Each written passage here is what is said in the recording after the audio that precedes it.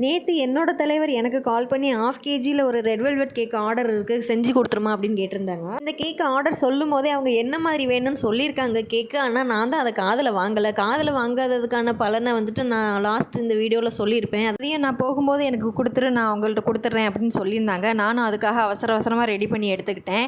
இன்றைக்கி எனக்கு சோதனை மேலே சோதனை வந்துருச்சு. அது என்னென்னு நான் சொல்கிறேன்.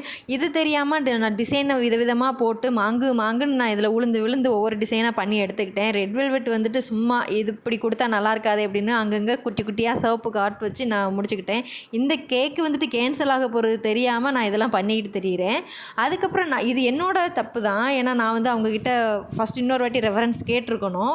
ரெட் வெல்வெட் தானே, நம்ம ஒரு டிசைனாக பண்ணி கொடுப்போம் அப்படின்னு இந்த மாதிரி பண்ணிட்டேன். ஆனால் அவங்க லாஸ்ட்டாக எனக்கு சொன்னது கேக் ரெடி, நான் கேட்ட பொம்மை எங்கே அப்படின்னு சொல்லி கேட்டாங்க. அவங்க கேட்டது ஆக்சுவலாக பொம்மை கேக்கு. நான் சுத்தமாக மறந்தே போயிட்டேன். அச்சச்சோ போச்சுடா, நான் அவசரமாக பொம்மை கேக்கை ரெடி பண்ணதை நெக்ஸ்ட் வீடியோவில் அப்லோட் பண்ணுறேன்.